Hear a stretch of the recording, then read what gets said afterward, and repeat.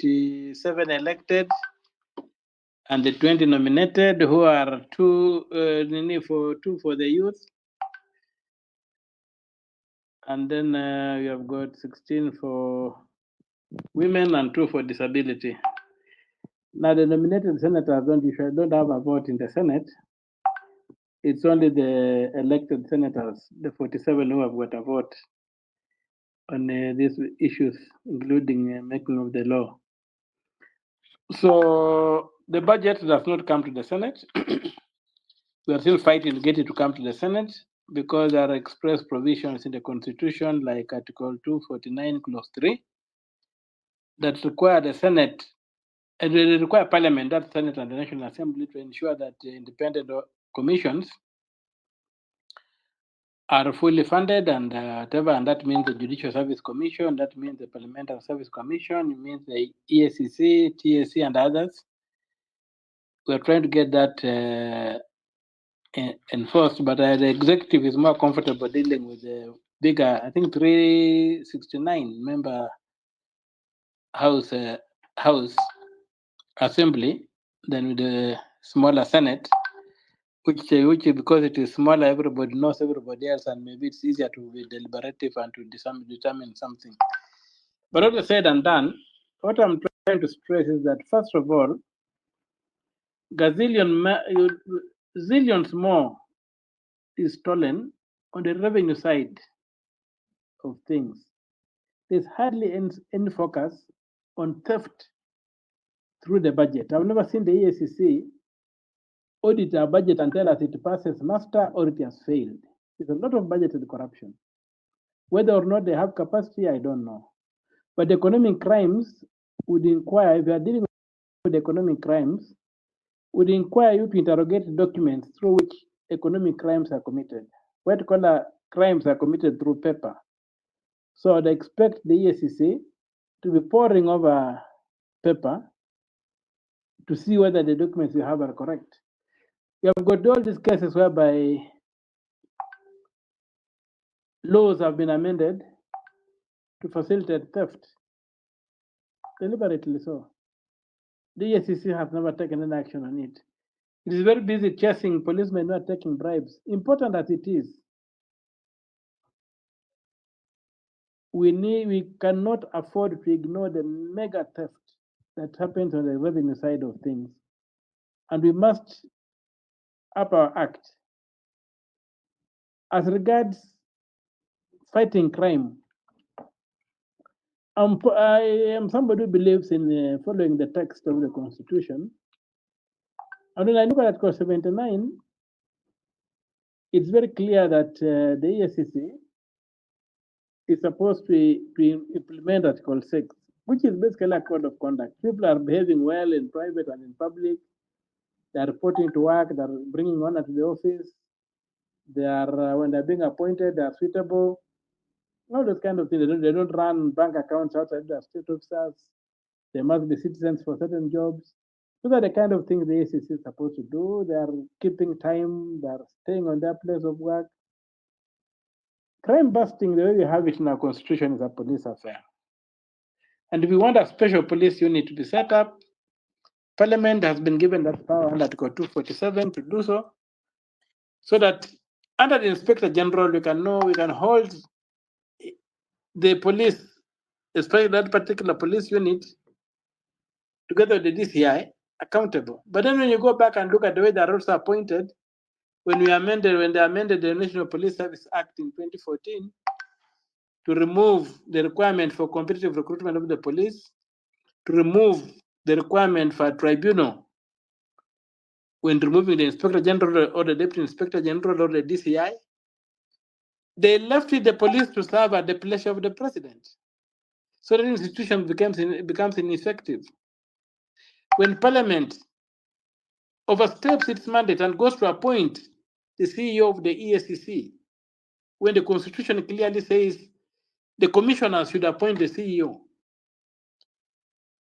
we undermine those institutions. And the CEO of the EACC now, through the CEO, becomes loyal to Parliament and not to the commissioners. So let us take the matters of design a bit seriously in terms of our Constitution. and let us work. The laws are important, but let us not over focus on the laws. Before we enact new laws, they were churning them out. Let us do audit. Let it be an informed movement forward, not a shot in the dark. The EACC prosecuting, I personally find that outrageous. In the design of our constitution, the prosecutorial powers and investigative powers are separated. So when you try to fuse these two organs, it might lead to the problem where we came from earlier, these kind of things. And I've liked what has been said about the powers of the DPP. The decision to charge, that document called the decision to charge. And even the DPP says that he is a gatekeeper to the court. It said that. That particular thing has brought us a lot of problems. Remember when we had the NYS scandal too, where we had Kabura and whatever, Kafura or Kabura. When those things happened, the banks were found by the Central Bank of Kenya, which investigated, found banks guilty of having violated codes of conduct, and even some who had been criminal conduct, money laundering. So the banks, the Central Bank of Kenya fined about 8 Kenyan banks, but said for the criminal component, I am handing over to the DPP, to the police and the DPP to investigate. The police investigated and confirmed that the economic crimes had been committed by these banks, and sent the file over to the DPP to prosecute. Instead, Haji then as the DPP went and negotiated out of court. Find this by told that he fined the banks some money so that they don't appear in court. They paid some money to a fund, to a slush fund they run at the DPP's called something. There's a fund under the DPP's office that the DPP can collect money from whatever. So they put in a slush fund and they put in money in that place. How I came to learn of this is that when the COVID happened, the DPP donated about 1 billion shillings. When I looked at it, it was almost more than the budget the DPP gets. So I tried to investigate how did Haji money to come across this kind of money. Doesn't I realize that banks and other people, criminals, said they were being fined by the DPP and they don't appear in court. Now, if you look at Article 157, the DPP is basically an officer of the court who acts in court, not outside court, who acts in court so that even if you want to settle a matter outside court without prosecution, then the court supervises that procedure. And you have seen in some cases they have tried to withdraw criminal cases, but the courts have refused. Now, if there's no mandatory requirement that the cases must go to court, and the DPP becomes the gatekeeper of what gets prosecuted or not, and is allowed to collect money in lieu of prosecution, we're just getting ourselves into very, very difficult situations. So we need to look at the collectivity of all these laws when it comes to punishment. That was a very clear case of corruption cracked by the central bank, the regulatory body, given to the police, investigated, banks, police found a case, evidence of money laundering, given to the DPP to prosecute. The DPP decides to negotiate out of court. I say that it's finding these banks. Where does one get such a rogue powers? So I think I was very happy with that particular installment. So we need to look at the powers of the DPP in terms of the decision to charge. But even though Parliament is allowed, I think under Article 157 12 to set up other prosecutorial bodies, I think the EACC may not be a proper body for prosecution. If it's going to investigate, Let the investigation and the prosecution be separate so that the prosecutor can also be a balance, a check on the investigator, so that people don't get fixed. The prosecutor can wait for a matter to be charged in court, and then if it's not merited, they can withdraw it to protect an individual. But the matters must go to court.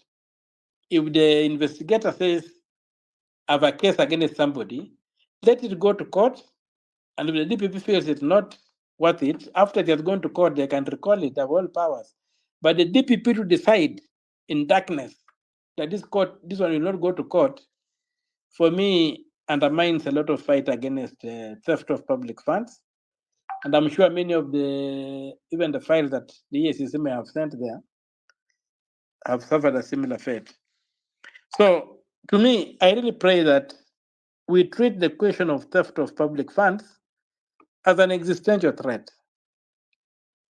as something that has denied us the promise of this republic.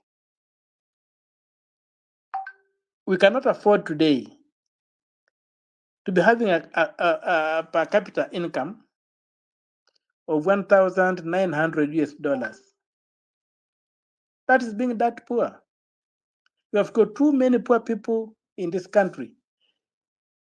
And the role of leadership is to convert resources into wealth. If we cannot convert our English into wealth, whereby because we are a very good English-speaking country, you cannot convert that English into call centers and what have you, so that the call centers go to India and China where they don't speak as good English as us, simply because our infrastructure is dilapidated, then you have a problem. That's also an element where we should look at and say, what is preventing us from achieving our potential? If our minerals are just being taken off the land in a way that we don't care, there's so many illicit mineral mines around. I've not seen any report on them. Assuming the EACC is fighting economic crimes, I've told you go through that report. There's nothing on mining, and we're losing gazillions of shillings through illicit mining and those kind of stuff. So I really pray that we don't leave the fight against the theft of public funds to politicians or to police or to whatever. It is an existential fight that it requires the energy of all of us. I agree. When the Unabogable Revolution happened, the Kenyans were up in arms and were even arresting cops on the road as a symbolic gesture. But the politicians again sank it.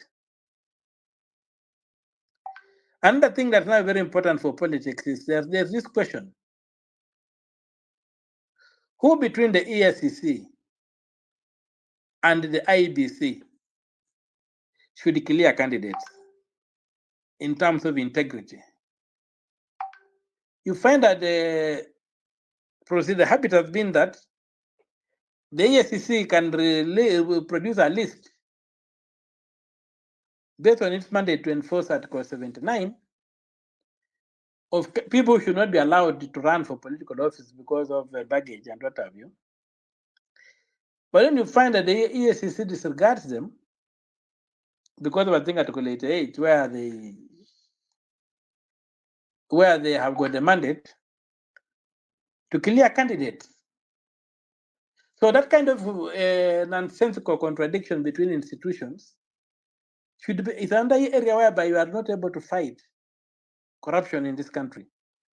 I don't see why the EACC and the IBC cannot harmonize, whereby the clearance by IBC of candidates should be informed by the report of the EACC on suitability of candidates for certain positions. So there are a lot of those kind of things that are happening in this country that allow corruption to be a rewarding enterprise. And one of the most paying enterprises in this country is corruption. Look at the rich, the list of who is who in this country. Either civil servants or politicians.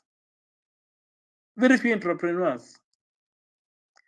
Somebody has talked about officials being appointed. I know very many judges today who are appointed and their address was changed overnight. Where did they get the money? Some of the billionaires we have in this country are judges in our courts. You know their salaries. Has the EACC tried to get them to account for these lifestyles? And so when a judge is clearly parading proceeds of crime, how will he be able to preside over prosecution of criminals? So we've got a lot of these things going on that I personally feel that maybe as a people, we have not yet realized the threat of this thing we call corruption, which is theft by servant, and the lost opportunities that theft of taxes has messed us. Look at the appointments to parastatals, the boards of parastatals, the CEOs. When they become so tribalized, that's corruption. Why is the IBC quiet? Huh? When appointments are so corrupt, so skewed in favor of communities that have got power, why can't the IBC the EACC take action? So that's what I'm saying. Much as we may say good laws are good and what have you, I think we need to have an audit, and maybe the new law should define what mandate of the IBC is, the EACC is, when looking at what we call corruption. What exactly they should look at? They have left their areas and are engaging in crime busting, which they are doing poorly. So that this country is facing an existential threat from the theft of public resources, the abuse of public resources, and those kind of things. They need to be looked into and audited. Come to the Senate right now. We have been told that the Senate has spent about I don't know how much, quite a big figure of people traveling. But if you go to audit, you'll find that it's just a small clique and the speaker were traveling around the globe trotting. And they said the senators are always traveling. So you ask yourself, why is that the case? Why is the IB, why is the EACC to come and look at that budget, how it has been spent? Does the EACC ever go into a budget and ask that this is how this budget has been spent? Can we have the list of people who have traveled in the Senate? And how much each has been spent on, how much per diem, those kind of things. Maybe that will streamline institutions. But waiting to catch these poor policemen on the road, much as it's important not to have policemen extorting money and allowing unqualified drivers and roadworthy vehicles on our roads, it's critically important to go and look into budgets, because the only policy document a government has is a budget. I've never seen a report of the EACC interrogating a budget of anything, not even of a cattle dip. And that's why the theft happens. So it's a good thing